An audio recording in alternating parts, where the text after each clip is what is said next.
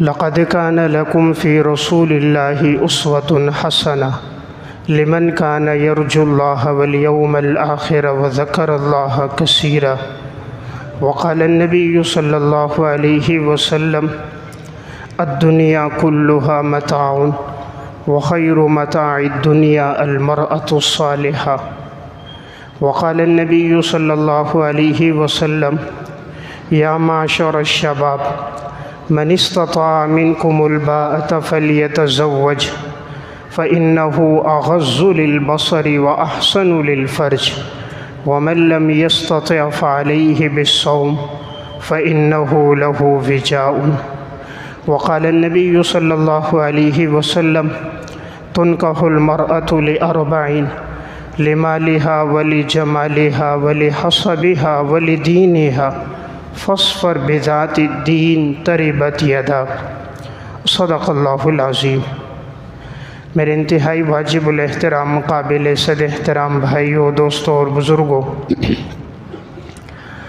قرآن کریم اور احادیث مبارکہ میں ایک حکم کی جو بڑی تاکید آئی ہے وہ ہے نکاح کرنا. شریعت نے نکاح کی اہمیت اور فضیلت کو بیان کیا ہے، اور قرآن کریم میں اللہ رب العزت نے ارشاد فرمایا: وَأَنكِحُوا الْأَيَامَ مِنكُمْ وَالصَّالِحِينَ مِنْ عِبَادِكُمْ وَإِمَائِكُمْ إِنْ يَكُونُوا فُقَرَاءَ يُغْنِهِمُ اللَّهُ مِنْ فَضْلِهِ وَاللَّهُ وَاسِعٌ عَلِيمٌ. پس تم نکاح کراؤ ان کا کہ جن کی شادی نہیں ہوئی ہے، ان کا تم نکاح کراؤ جو تم میں سے ہو. اس میں دونوں شامل ہیں، چاہے وہ کنواری لڑکی یا لڑکا ہو اور چاہے وہ شادی شدہ لڑکی یا لڑکا ہو. وَالصَّالِحِينَ مِنْ عِبَادِكُمْ وَإِمَائِكُمْ، اور تمہارے غلاموں اور باندیوں میں سے جو نکاح کے قابل ہیں ان کا بھی نکاح کراؤ. إِن يَكُونُوا فُقَرَاءَ يُغْنِهِمُ اللَّهُ مِنْ فَضْلِهِ، اگر تم فقیر ہو تو اللہ تمہیں اپنے فضل سے غنی کر دے گا. واللہ واسع علیم، اللہ تعالیٰ تو کشادہ ہے، خزانوں کا مالک ہے، اور اللہ ہی جاننے والا ہے. یعنی انسان کی حالت کو اور انسان کے اعمال کو اللہ ہی جانتا ہے، اور خزانوں کا مالک جو ہے، کشادگی لانے والا، حالات کو بہتر کرنے والا، وہ بھی اللہ رب العزت کی ذات ہے.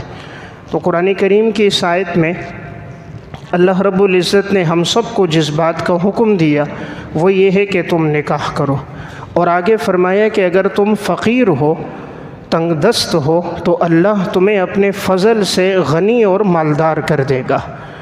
رب العالمین تو انسان کے احوال کو جانتا ہے، اور یہ دین اسلام قیامت تک کے لیے اللہ رب العزت کو پتہ تھا آنے والے لوگوں میں لوگ یہ کہیں گے کہ بچہ پاؤں پہ کھڑا نہیں ہے، اگر اس کا نکاح کرائیں گے تو یہ کھائے گا کہاں سے، اس کی ضروریات کہاں سے پوری ہوں گی.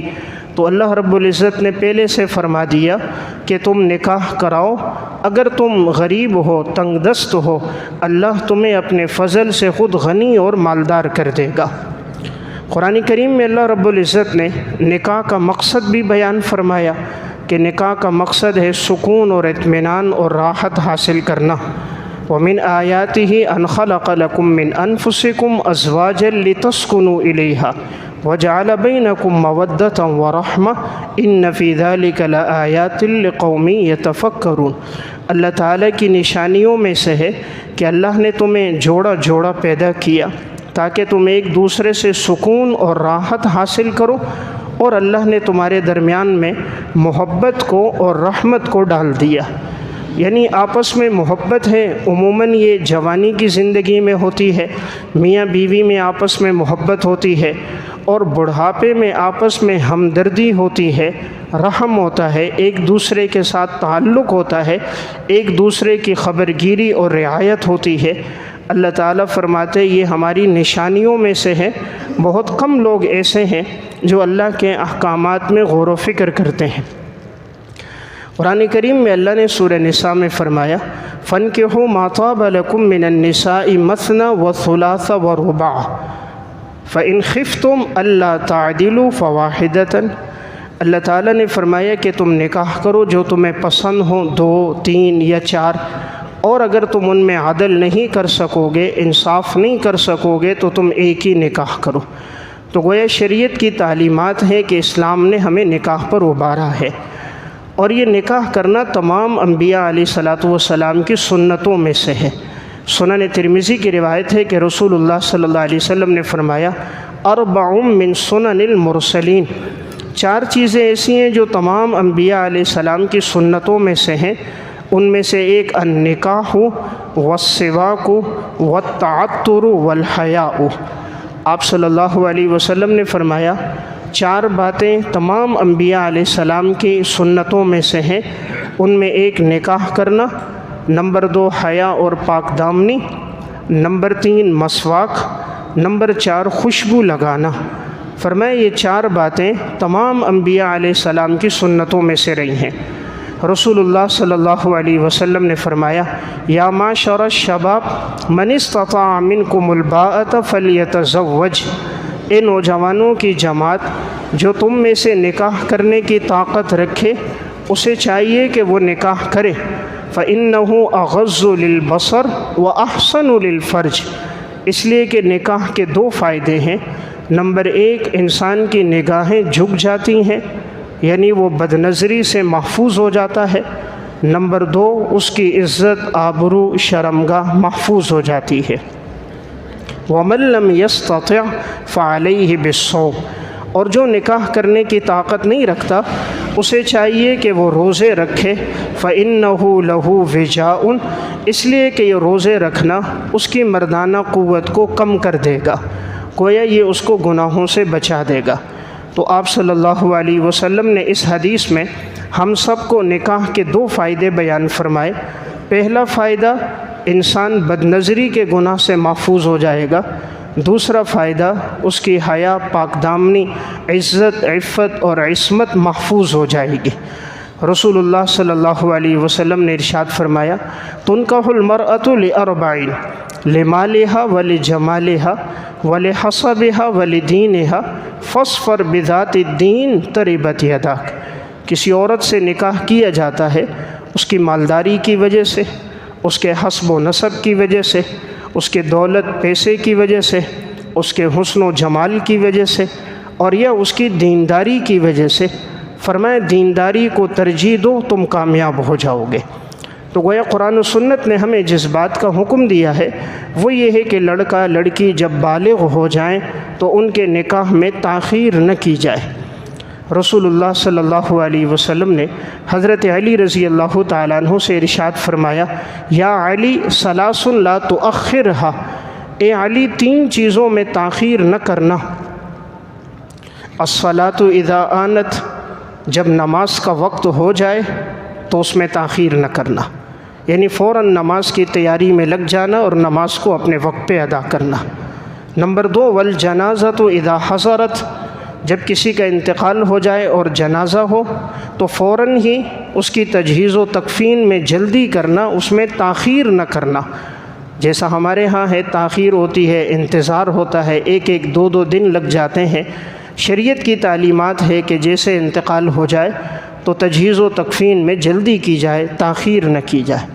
نمبر 3 آپ علیہ الصلاۃ والسلام نے فرمایا تیسری چیز جو ہے جب کوئی غیر شادی شدہ ہو، والأیم اذا وجدت لها کفوا، جب کوئی غیر شادی شدہ ہو اور اس کا جوڑا مل جائے جو اس کا ہمسر ہو، برابر ہو، تو فوراً تم نکاح کر دو، اس میں تاخیر نہ کرو۔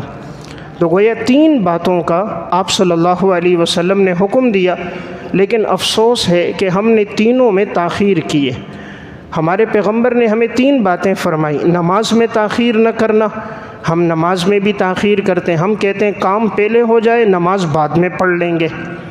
سفر میں جا رہا ہے تو کہے گا جی سفر میں ہو، نماز بعد میں پڑھ لیں گے۔ دکان بند نہیں کرنی، نماز بعد میں قضا کر لیں گے۔ جس نماز کی خاطر بیت اللہ کا طواف رک سکتا ہے اس نماز کے لیے شٹر نیچے نہیں ہو سکتا۔ اس نماز کے لیے انسان اپنی گاڑی کو، موٹر سائیکل کو نہیں روک سکتا۔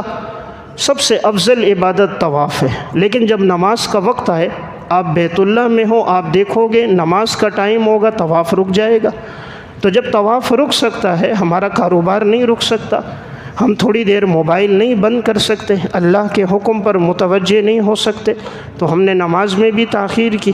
دوسری بات آپ نے فرمائی جنازے میں تاخیر نہ ہو، اس میں بھی تاخیر ہے، انتظار رہتا ہے فلاں آ رہا ہے فلاں آ رہا ہے، حالانکہ شریعت کا مزاج یہ ہے جب کسی کا انتقال ہو تو اس کی تدفین میں جلدی کی جائے۔ تیسری بات آپ نے فرمایا جب کوئی غیر شادی شدہ ہو اور جیسے ہی اس کا جوڑا مل جائے اس میں تاخیر نہ کرو۔ آج ہمارے ہاں نکاح میں بھی بڑی تاخیر ہے، لڑکے میں بھی کہا جاتا ہے یہ پاؤں پہ کھڑا نہیں ہے، یعنی پاؤں پہ کھڑا ہونے کا مطلب یہ ہے کہ وہ سرکاری نوکری لگ جائے، 50-55 ہزار اس کی تنخواہ لگ جائے۔ اب وہ تنخواہ لگنے میں چاہے 40 سال گزر جائیں، 45 سال گزر جائیں، ماں باپ کو اس کا احساس نہیں ہے، اور خود نوجوان کا ذہن بھی یہ بن گیا ہے کہ شادی ہوگی تو میں رکھوں گا کہاں سے اپنے بیوی بچوں کو، حالانکہ اللہ قرآن میں فرما رہا ہے اگر تم فقیر ہو ان یکونوا فقراء یغنہم اللہ من فضلہ، اللہ تمہیں اپنے فضل سے مالدار کر دے گا۔ رسول اللہ صلی اللہ علیہ وسلم نے ارشاد فرمایا، آپ نے 3 باتیں ارشاد فرمائی، فرمایا اللہ رب العزت فرماتے ثلاثۃ حق علی اللہ عونہم، 3 آدمیوں کی مدد کرنا اللہ فرماتے میرے ذمہ، اللہ فرما رہے میں 3 آدمیوں کی مدد کروں گا۔ نمبر 1 الناکح الذی یرید العفاف، جو نکاح کرنے والا اس لیے نکاح کرے کہ پاک دامن ہو جائے، عفیف ہو جائے، گناہوں سے بچ جائے، اللہ فرماتا ہے میں اس کی مدد کروں گا۔ نمبر 2 المجاہد فی سبیل اللہ، جو اللہ کے راستے میں جہاد کے لیے نکلے اللہ کی رضا کے لیے، اللہ فرماتا ہے میں اس کی مدد کروں گا۔ نمبر 3 المکاتب الذی یرید اداء الکتابہ، اور وہ غلام کہ جو اپنے آپ کو آزاد کرانے کے لیے بدلے کتابت کرتا ہے، آقا سے کہتا ہے میں آپ کو اتنی رقم دوں گا آپ مجھے آزاد کر دینا، اس کا آقا کہتا ہے ٹھیک ہے، اب وہ محنت مزدوری کرتا ہے تاکہ اتنی رقم جمع ہو جائے اور میں آزاد ہو جاؤں، اللہ فرماتا ہے میں اس کی مدد کروں گا۔ تو جب اللہ کسی کے بارے میں وعدہ فرما دے، قرآن میں بھی حدیث میں بھی آ رہا ہے اللہ مدد کرے گا، تو ہمیں اللہ کی ذات پر ہمارا اعتماد اور بھروسہ سب سے زیادہ ہونا چاہیے، اسباب پر نہیں۔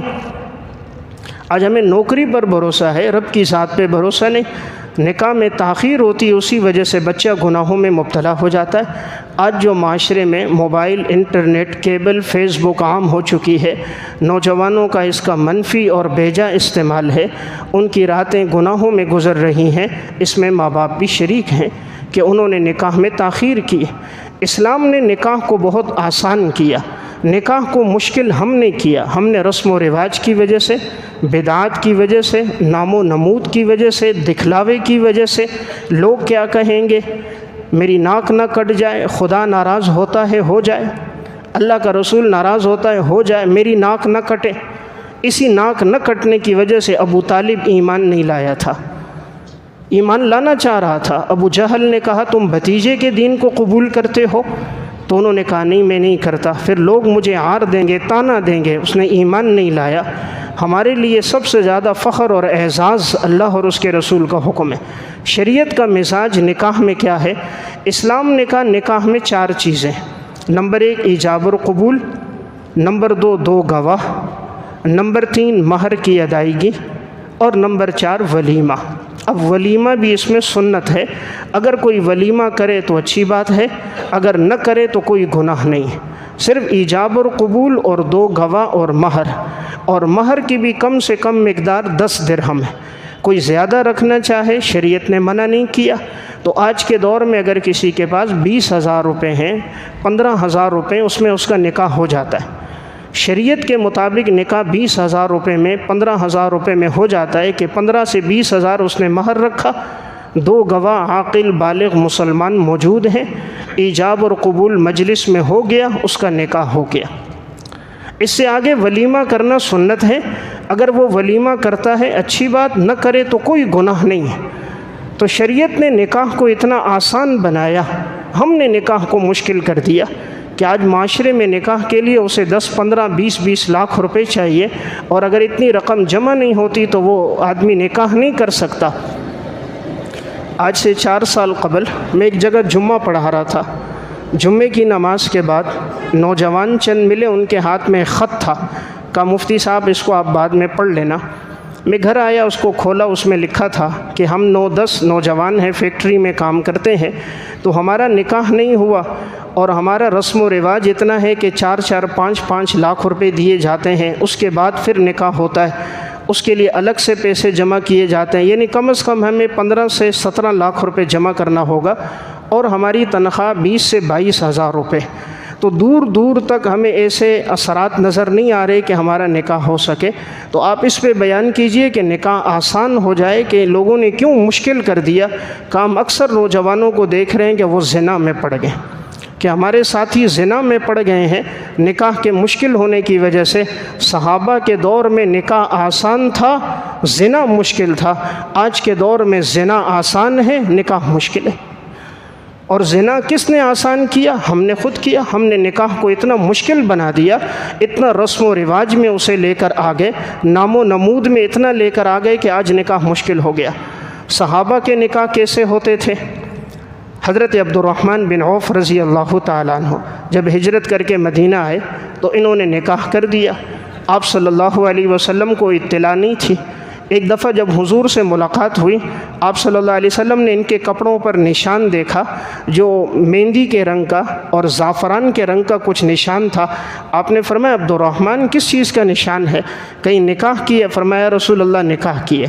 رسول اللہ صلی اللہ علیہ وسلم خوش ہو گئے، مسکرا گئے، فرمایا اولم ولو بشاتن، اور اگر ہو سکے تو ولیمہ کر دو، اگرچہ بکری کے ساتھ ہو۔ اب دیکھیں حضور نے گلہ نہیں کیا کہ آپ نے مجھے نکاح میں کیوں نہیں بلایا۔ امام الانبیاء ہیں، سرکار دو عالم ہے، تاجدار مدینہ ہے، صحابہ کو سب سے زیادہ محبت رسول اللہ صلی اللہ علیہ وسلم سے تھی۔ حضور نے نہیں کہا تم نے مجھے کیوں نہیں بلایا۔ صحابہ کو بھی پتہ تھا اگر ہم نے حضور کو اطلاع نہیں دی تو آپ علیہ الصلوۃ والسلام اس پہ ناراض نہیں ہوں گے۔ آج تو ناراضگی ہوتی ہے، جی مجھے بلایا کیوں نہیں، پھر اس پہ ناراضگی ہوتی ہے کارڈ پہ یہ کیوں لکھا 2 آدمی، فیملی لکھنی چاہیے تھی۔ یعنی ہم نے دوسرے کو نہیں دیکھنا، اپنی سہولت کو اور اپنے حرص و ہوس کو اور اپنے مشاہدات و تجربات کو دیکھنا ہے۔ حضور نے فرمایا صرف ولیمہ کر لو عبد الرحمن اگر گنجائش ہو۔ عبد الرحمن بن عوف نے پھر ولیمہ کیا۔ حضرت جابر بن عبداللہ رضی اللہ تعالیٰ عنہ رسول اللہ صلی اللہ علیہ وسلم سے بڑی محبت ہے، غزوہ بنو مستلق سے واپس آ رہے، آپ صلی اللہ علیہ وسلم نے راستے میں پوچھا جابر کہاں جا رہے ہو؟ فرمایا گھر کی طرف یا رسول اللہ۔ آپ نے فرمایا نکاح کیا ہے؟ فرمایا جی نکاح کیا ہے۔ فرمایا باقرہ سے کی ہے سیبہ سے؟ فرمایا سیبہ سے، شادی شدہ سے، بیوہ سے۔ آپ علیہ الصلوۃ والسلام نے دل لگی کرتے ہوئے فرمایا باقرہ لڑکی سے کیوں نہیں کیا کہ تم اس سے خوش رہتے، کھیلتے، وہ تمہارے ساتھ کھیلتی۔ فرمایا یا رسول اللہ میری بہنیں ہیں اور میرے والد چونکہ شہید ہو چکے ہیں احد میں اور والدہ موجود نہیں ہیں، تو بہنوں کی تربیت کا مسئلہ تھا، تو میں چاہتا تھا ایسی عورت ہو جو تجربے کار ہو، سمجھدار ہو، جو میری بہنوں کی اچھی تربیت کر سکے، اس لیے میں نے بیوہ عورت سے شادی کی۔ تو آپ صلی اللہ علیہ وسلم اس پہ خوش ہو گئے۔ آپ نے خوشی کا اظہار فرمایا کہ تم نے بہت اچھا کیا، پھر تم نے اپنی بہنوں کا خیال رکھا، تو اپنی بہنوں کے لیے کہ میری بہنوں کی اچھی تربیت ہو جائے تاکہ اگر وہ دوسرے گھر میں جائیں اور ان کو پریشانی نہ ہو، اس لیے حضرت جابر نے باقرہ کے علاوہ سیبہ سے نکاح کیا۔ تو میں ایک بات عرض کر رہا ہوں، حضرات صحابہ اور سلف کے دور میں نکاح بڑا آسان تھا، آج کے معاشرے میں نکاح مشکل ہے۔ وہاں نکاح کا انتخاب بھی کیسا ہے؟ مشہور واقعہ آپ نے سنا ہے، حضرت عمر رضی اللہ تعالیٰ عنہ گشت کر رہے ہیں، صفت الصفوہ میں، تاریخ مدینہ دمشق میں واقع ہے۔ ایک گھر کے پاس سے گزرتے ہیں کہ ایک ماں بچی سے کہتی ہے دودھ میں پانی ملا دو، بیٹی آگے سے کہتی ہے آپ کو نہیں معلوم کہ حضرت عمر رضی اللہ تعالیٰ عنہ نے منع کیا ہے؟ ماں کہتی ہے عمر کو کیا پتہ، رات کا اندھیرا ہے، عمر کو تو معلوم نہیں ہے۔ بچی جواب دیتی ہے ان کان عمر لا یعلم فالہ عمر یعلم، اگر عمر نہیں جانتا عمر کا خدا تو جانتا ہے۔ حضرت عمر رضی اللہ تعالیٰ عنہ نے مکان پہ نشان لگایا، چلے گئے۔ صبح اس کو بھی بلایا، بیٹی کو بھی بلایا، کہا میں نے تمہاری رات کی گفتگو سنی ہے، میں بڑا متاثر ہوا ہوں اس بچی کے تقوی اور خوف خدا سے، اگر تم راضی ہو ماں سے کہا تمہیں اپنے بیٹے عاصم کا نکاح اس لڑکی سے کرا دوں۔ ماں بھی راضی تھی، بچی بھی راضی تھی۔ تو 22 لاکھ مربع میل کے بادشاہ اور خلیفہ حضرت عمر رضی اللہ تعالیٰ عنہ نے اپنے بیٹے عاصم کا نکاح اس غریب لڑکی کے ساتھ کرا دیا جس کے دل میں تقوی دیانتداری موجود تھی۔ حضرت عمر نے حسب و نسب کو نہیں دیکھا، دولت کو نہیں دیکھا، پیسے کو نہیں دیکھا، ڈگریوں کو نہیں دیکھا، جائیداد کو نہیں دیکھا، حسن و جمال کو نہیں دیکھا، صورت کو نہیں دیکھا، سیرت کو دیکھا، مال کو نہیں دیکھا، اعمال کو دیکھا، ظاہر کو نہیں دیکھا، باطن کو دیکھا۔ رشتہ ہوا، ان دونوں کے ملنے سے اللہ نے ان کو بیٹی عطا کی، اس بیٹی سے خلیفہ راشد عمر بن عبدالعزیز رحمۃ اللہ علیہ پیدا ہوئے۔ عمر بن عبدالعزیز وہ نیک صالح حکمران ہے کہ خلفائے راشدین کے بعد اللہ تعالیٰ نے جن کو ایک مقام عطا فرمایا ہے خلافت میں، ان کی خلافت علی منہاج نبوہ تھی، وہ حضرت عمر بن عبدالعزیز تھے۔ بڑے عدل اور انصاف کے ساتھ زندگی گزاری۔ تو اب یہ لڑکی گویا عمر بن عبدالعزیز کی نانی بن گئی، حضرت عاصم نانا بن گئے، حضرت عمر پڑ نانا بن گئے۔ تو حضرت عمر نے رشتے کے انتخاب میں صرف کس کو دیکھا؟ دیانتداری اور تقوی کو، اور کتنی سادگی سے نکاح ہوا۔ رات کو گفتگو سنیے، صبح نکاح ہو گیا۔ ہمارے ہاں تو منگنی سے لے کر بارات تک سالہ سال گزر جاتے ہیں، 3 4 سال، اور اتنی رسمیں اس میں ہوتی ہیں کہ غریب آدمی کے لیے اپنی بچی کا نکاح کرنا آج بہت مشکل ہو چکا ہے۔ صحابہ اور سلف کا دور کیسا تھا؟ حلیۃ الاولیاء میں ابو نعیم اصفہانی نے ایک واقعہ لکھا، حضرت سعید بن مسیب رحمۃ اللہ علیہ کا۔ اس دور کے بادشاہ تھے عبد الملک بن مروان، اپنے بیٹے ولید کے لیے رشتہ مانگ رہے تھے جو ولی عہد تھا، بادشاہ کے بعد اس نے بادشاہ بننا تھا۔ تو سعید بن مسیب نے ان کے ساتھ نکاح نہیں کروایا۔ بادشاہ کو بڑا غصہ آیا کہ اپنی بیٹی میرے بیٹے کے نکاح میں نہیں دے رہے۔ تو بادشاہ نے سعید بن مسیب کو کسی بہانے سے بلا کر اور اپنے نوکروں سے کہا، خادموں سے کہا انہیں کوڑے لگاؤ، اور ایک جرم ان پہ ڈال دیا۔ 100 کوڑے لگائے گئے۔ سخت سردی کے موسم میں ٹھنڈا پانی ان پہ ڈالا گیا، بڑی اذیتیں دیں۔ فرمایا میں اپنی بیٹی کا نکاح نہیں کر سکتا، میں کسی نیک صالح دیانتدار آدمی سے کروں گا۔ وقت کا بادشاہ بھی 3 بر اعظم کا، ایشیا کا، افریقہ کا، یورپ کا، 3 بر اعظم کا بادشاہ اپنے بیٹے شہزادے کے لیے رشتہ مانگ رہا ہے، جس نے آگے جا کر بادشاہ بننا ہے، اور وہ بادشاہ بنا بھی۔ ولید آگے جا کر بادشاہ بنا ہے، سلیمان بھی آگے جا کر بادشاہ بنا ہے۔ تو جس نے آگے جا کر بادشاہ بھی بننا ہے، لیکن سعید بن مسیب نے اسے اپنی بیٹی نہیں دی، کس کے ساتھ نکاح کرایا؟ ان کے درس میں ایک طالب علم آتے تھے، عبداللہ بن ابی وداع رحمہ اللہ، درس میں ہر وقت موجود ہوتے۔ حضرت جو حدیث بیان کرتے اس کو لکھتے، بڑے پرہیزگار، دیانتدار، صف اول کے پابند، گناہوں سے بچنے والے، متقی تھے۔ تو ایک دفعہ 2 دن ان کو درس میں نہیں دیکھا۔ شاگردوں سے پوچھا، وہ میرا شاگرد عبداللہ بن ابی وداع نہیں آ رہا، کیا بات ہے؟ وہ تو چھٹی نہیں کرتا، رخصت نہیں کرتا، ہر درس میں ہوتا ہے۔ ساتھیوں نے بتایا حضرت ان کی گھر والی کا انتقال ہو گیا، لوگ ان کے پاس تعزیت کے لیے آ رہے ہیں، اس لیے وہ گھر میں ہیں۔ فرمایا تم نے مجھے اطلاع کیوں نہیں کی؟ درس ختم ہوا، سعید بن مسیب رحمۃ اللہ علیہ اس کے پاس گئے، شاگرد کے پاس تعزیت کی۔ فرمایا بیٹا مجھے پتہ نہیں تھا، ورنہ میں پہلے آ جاتا۔ پھر فرمایا تمہارا نکاح کا ارادہ ہے؟ کہا حضرت نکاح کا ارادہ تو ہے، لیکن مجھے کون اپنی بیٹی دے گا؟ مدینہ میں مجھ سے زیادہ غریب اور تنگ دست کوئی نہیں ہے، میرے پاس تو مہر کی ادائیگی کی رقم بھی نہیں ہے، مجھے کون اپنی بیٹی دے گا؟ حضرت سعید بن مسیب نے فرمایا بیٹا اگر تم راضی ہو، میں اپنی بیٹی فاطمہ کا نکاح تمہارے ساتھ کراتا ہوں، اپنی بیٹی فاطمہ کا نکاح کراتا ہوں۔ عبداللہ بن ابی وداع کہتے ہیں میری آنکھوں میں خوشی کے آنسو آ گئے، اتنے بڑے امام، اپنے دور کے رئیس التابعین، وہ اپنی بیٹی کا نکاح کرا رہے ہیں مجھ سے، لیکن میرے پاس تو مہر کی ادائیگی کی رقم بھی نہیں تھی۔ میں نے کہا استاد جی میرے پاس تو نہیں ہے۔ فرمایا بیٹا اللہ اس کا بندوبست کر دے گا۔ اپنی بیٹی کا نکاح کرا دیا۔ نکاح ہونے کے بعد ایک دن گزرا، اگلے دن اپنی بیٹی کا ہاتھ پکڑا ہے، خود ہی لے کر آئے ہیں اور ان کے دروازے پہ پہنچے، مغرب کا ٹائم تھا، دستک دی۔ عبداللہ بن ابی وداع شاگرد کہتا ہے میں نے پوچھا کون؟ فرمایا سعید۔ کہتے مجھے سمجھ نہیں آیا کون سعید ہے، میرا ذہن اس طرف گیا ہی نہیں تھا کہ سعید بن مسیب ہوں گے، وہ تو یا گھر سے مسجد، مسجد سے گھر، کسی کے ہاں آتے جاتے نہیں تھے، زندگی ان کی اعمال میں گزری تھی۔ یہ سعید بن مسیب وہ ہیں حلیۃ الاولیاء میں مانودی للصلاۃ منذ 40 سنة الا وسعید بن المسیب فی المسجد، 40 سال جنہوں نے تکبیر اولا کے ساتھ صف اول میں نماز پڑھی، 40 سال۔ فرماتے ہیں کبھی ایسا نہیں ہوا میں دوسری صف میں کھڑا ہوں مجھے کسی کی گدی نظر آئی ہو، پہلی صف میں ہمیشہ نماز پڑھی۔ تو شاگرد کہتے مجھے سمجھ نہیں آئی سعید کون ہے؟ میں نے پوچھا کون سعید؟ فرمایا سعید بن مسیب۔ کہتے میں نے دروازہ کھولا، انہوں نے اپنی بیٹی کا ہاتھ میرے ہاتھ میں دیا، فرمایا نکاح ہو چکا تھا، میں نے مناسب نہیں سمجھا کہ تم رات ان کے بغیر گزارو، اس لیے میں اپنی بیٹی کو لے کر آ گیا ہوں۔ بیٹی کا ہاتھ ان کے ہاتھ میں دیا اور ایک چھڑی بھی ساتھ دی، اگر اس میں کوئی کمی کوتاہی ہو تو اصلاح اس سے کر دینا۔ وہ کہتے ہیں جب میں ان کو لے کر آیا، اپنی گھر والی کو اندر بٹھایا، وہ روزے کی حالت میں تھی، دسترخوان ڈالا، کھجور اور پانی سے اس نے افطاری کی۔ 2 دن کے بعد استاد کے درس میں آئے تو استاد جی نے کہا تم نے کیسا پایا؟ میری بیٹی فاطمہ کو اکیلے میں پوچھا۔ عبداللہ بن ابی وداع نے کہا میں نے ان کو راتوں کو جاگنے والا، دن کو روزہ رکھنے والا، عبادت گزار، صوم و صلات کے پابند، شوہر کے حقوق کی ادائیگی والا پایا۔ سعید بن مسیب نے 20,000 درہم تھے ان کو اکیلے میں دیے، فرمایا بیٹا اس سے اپنی ضروریات، مہر، دیگر اخراجات کر دو، اپنے کاروبار میں لگا دو، اللہ تعالیٰ تمہارے اس مال میں جان میں برکتیں عطا فرمائے۔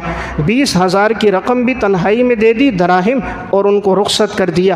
دیکھیں کتنی سادگی کے ساتھ نکاح ہوا، بادشاہ کے بیٹے کو نہیں، ایک نیک متقی انسان کو، کوئی بارات نہیں آئی، خود ہاتھ پکڑ کے لے کر گئے۔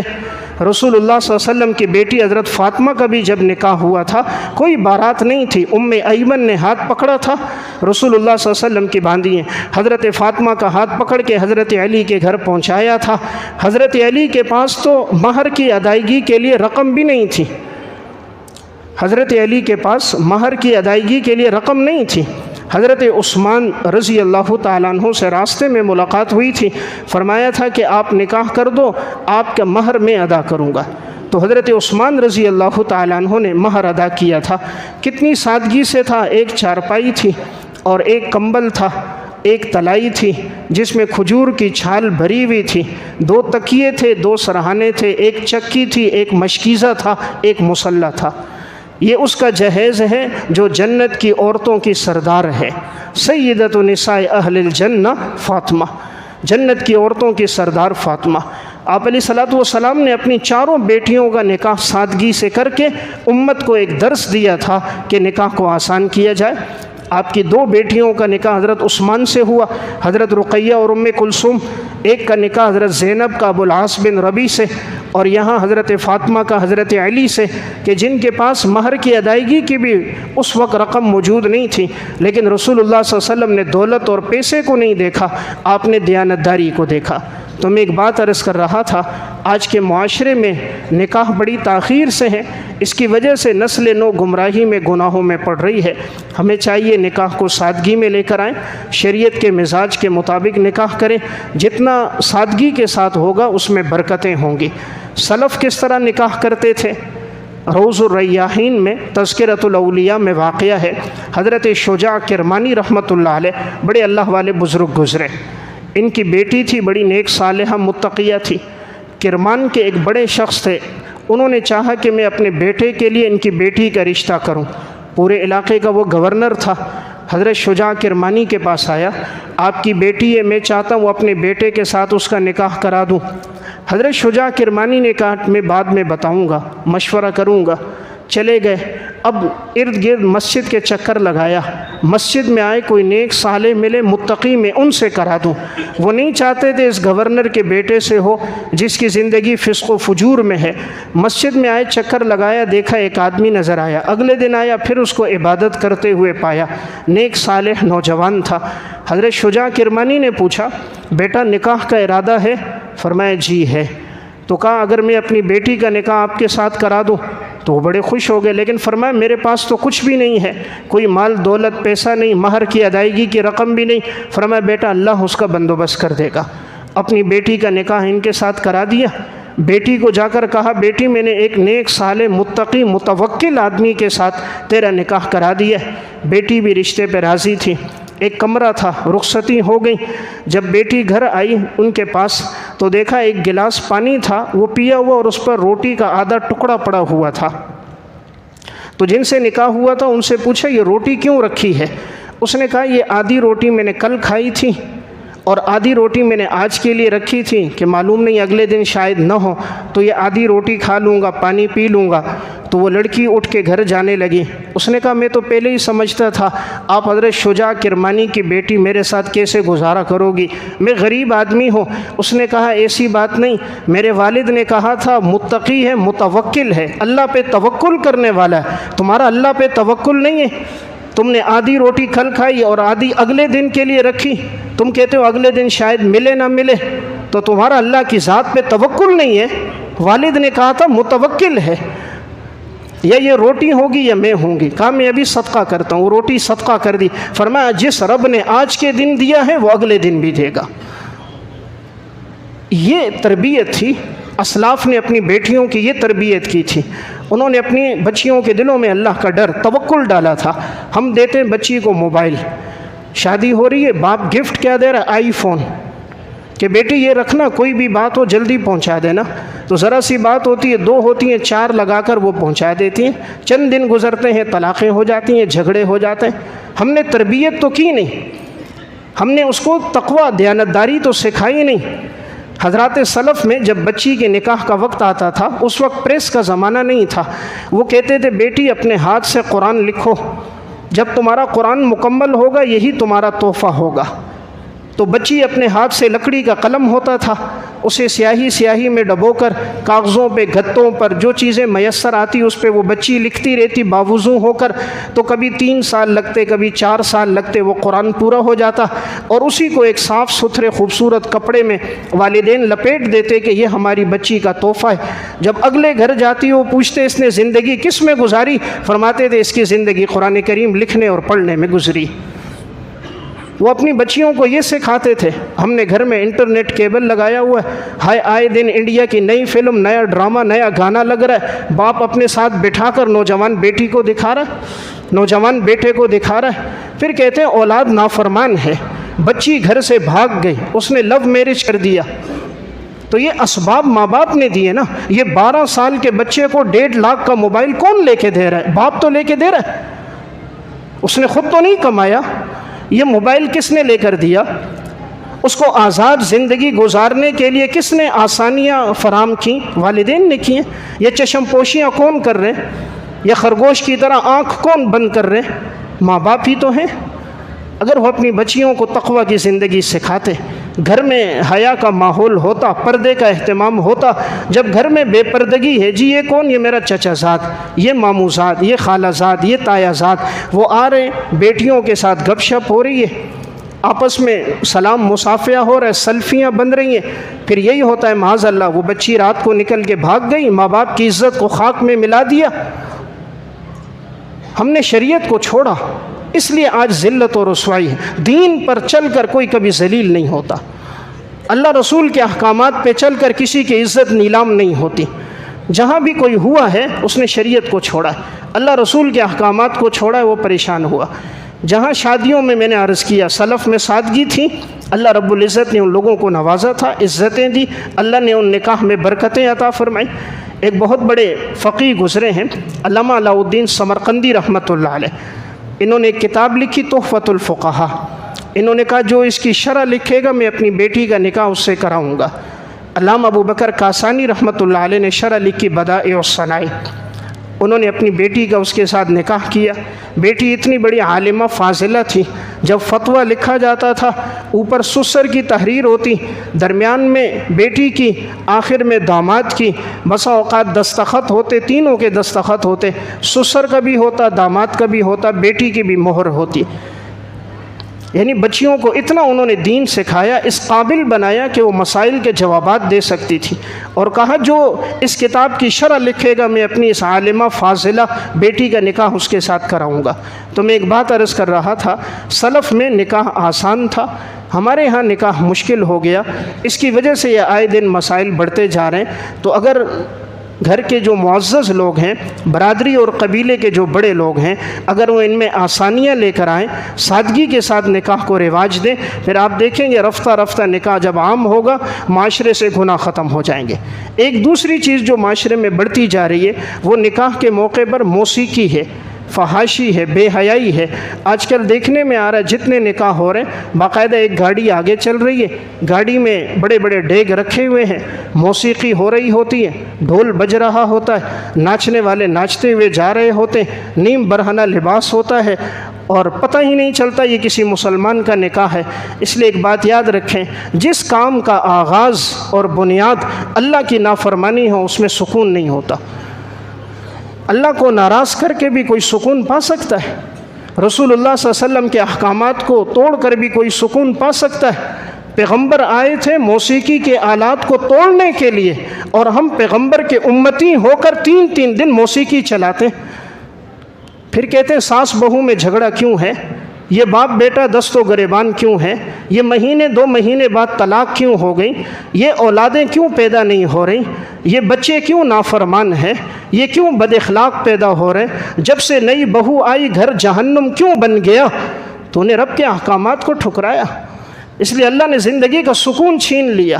سلف کی زندگی میں شریعت کے احکامات تھے، سکون تھا۔ فقیہ العصر مفتی رشید صاحب رحمۃ اللہ علیہ فرماتے ہیں جب میرا نکاح ہوا صرف میرا والد تھا، میرا 10 سال کا میرا بھائی تھا اور میں تھا، اس کے علاوہ کوئی نہیں تھا۔ 2 کلو چاول پکے تھے وہ ہم نے کھائے، بارات جو آئی تھی ان کے ساتھ بھی 3 عورتیں تھیں، ہم سب نے مل کر کھائے، تو الحمدللہ 2 کلو چاول پر وہ نکاح ہو گیا۔ اتنے بڑے مفتی ہیں، آج ان کے احسن الفتاوی موجود ہیں، اللہ نے ایک عزت عطا فرمائی، ان لوگوں نے سادگی سے نکاح کی، اللہ نے اولادوں کو بہترین بنایا، اللہ نے ان سے دین کی خدمت لی، ان کے علم کے فیض کو پھیلایا۔ آج جہاں عموماً دیکھنے میں آتا ہے موسیقی فحاشی ہو، اس کے نتائج برے ہوتے ہیں۔ ڈاکٹر عبدالغنی فاروق نے مکافات عمل میں بہت سے واقعات لکھے، میں 2 سنا کے بعد ختم کرتا ہوں۔ کہتے ہیں لاہور میں ایک جگہ شادی تھی تو انہوں نے مجھے دعوت دی، کہتے ہیں میں شادی میں جب گیا تو وہ شخص سعودیہ سے وہاں سے کمائی کر کے لایا، بہت سا پیسہ تھا، 2 بیٹیاں تھیں 1 بیٹا تھا، بیٹی کی اس کی شادی تھی، تو کہا جب حال میں گئے تھے تو کہا کھانے اتنے تھے کہ 8 قسم کے تو مختلف میٹھے بنے ہوئے تھے، 16-17 قسم کی ڈشیں تھیں، اور جب اس کی دونوں بیٹیاں اور اس کی گھر والی آئی تو نیم برہنہ لباس تھا، پورے حال میں گانے چل رہے تھے، موسیقی اور فحاشی تھی، اور آگے کیمرہ مین موجود تھا اور لڑکیوں کے ساتھ سیلفیاں بن رہی تھی، اسٹیج پر ناچ گانا شروع ہو گیا۔ کہتے میں واپس نکل کر آ گیا، میں نے کہا ایسی جگہ شرکت نہیں کرنی چاہیے جہاں اللہ کی نافرمانی ہو، اس لیے جہاں رب کی نافرمانی ہو ان شادیوں میں شرکت نہ کریں۔ ہم اللہ کے احکامات کو نہیں چھوڑ سکتے، رسول اللہ صلی اللہ علیہ وسلم کی شریعت کو نہیں چھوڑ سکتے۔ کوئی رشتہ دار عزیز ناراض ہوتا ہے، ہو جائے، اللہ رسول ناراض نہ ہو۔ کہتے میں واپس آ گیا، 3 سے 4 مہینے گزرے تھے، وہی شخص ملا بڑا پریشان، افسردہ، غمگین۔ میں نے کہا کیا ہوا؟ کہا میری بیٹی کو 3 طلاق ہو گئی۔ میں نے کہا کیوں ہو گئی؟ آپ نے تو کہا تھا یہ تو لو میرج تھا، محبت کی شادی تھی۔ کہا پتہ نہیں کیا ہوا، جھگڑا ہو گیا، جھگڑے کے بعد اس نے 3 طلاق دے دی۔ اس نے شادی میں اس دور میں 32 لاکھ روپے لگایا تھا۔ اللہ کو ناراض کر کے کوئی سکون نہیں پا سکتا۔ اسی میں انہوں نے دوسرا واقعہ لکھا، ایک شخص کے 4 بیٹے 2 بیٹیاں تھیں، بیٹے کی شادی ہوئی، خوب فحاشی اور یعنی بے حیائی تھی، یہاں تک کہ شراب بھی چل رہی تھی، ناچنے کے لیے لوگ آئے، ناچ گانا شروع تھا۔ 1.5 سے 2 مہینہ گزرا، وہی بچہ جس کی شادی تھی ہیروئن کے نشے میں لگ گیا، ہیروئن کے نشے میں لگ گیا، اب اس کو پتہ ہی نہیں ہوتا تھا اپنا، تو لڑکی آخر وہاں سے چلی گئی اور عدالت سے خلع لے لیا، اور اس کی جو 2 بیٹیاں تھیں ان کی شادی کی، اس بیٹی کی اولاد ہی نہیں ہوئی، دوسری کی شادی کی، اس سے جو اولاد ہوئی وہ ذہنی مریض تھے، 3 بچے تھے، تینوں کے تینوں ذہنی مریض تھے، باقی 2 بچیاں رہ گئی، ان کا نکاح ہی نہ ہو سکا، کوئی رشتہ ہی نہ آیا۔ تو ایک بات میں عرض کر رہا ہوں، ہماری کوشش ہو اللہ رسول ناراض نہ ہو۔ یہ جو بے چینیاں پریشانیاں ہیں یہ شریعت کے احکامات کو چھوڑنے کی وجہ سے۔ اللہ قرآن میں ایک بات فرما رہے سورہ نور میں، ان الذين يحبون ان تشيع الفاحشة في الذين آمنوا لهم عذاب أليم في الدنيا والآخرة، جو بے حیائی کو عام کریں گے ہم دنیا اور آخرت میں ان کو عبرتناک عذاب دیں گے۔ یہ اللہ نے قرآن میں کہا ہے، سورہ نور میں کہا ہے جو فحاشی کو عام کرے ہم عبرتناک عذاب دیں گے۔ ہماری کوشش ہو ہمارے نکاح سادگی کے ساتھ ہو، وقت پر ہو، بچہ بچی بالغ ہوتے ہی نکاح کر دیے جائیں تاکہ معاشرے سے یہ فحاشی اور یعنی یہ بے حیائی ختم ہو جائے، نکاح کو آسان کیا جائے تاکہ معاشرے سے زنا ختم ہو جائے۔ جب ہم شریعت پہ آئیں گے اللہ ہمیں زندگی کا سکون دے گا۔ اللہ ہم سب کو عمل کی توفیق عطا فرمائے۔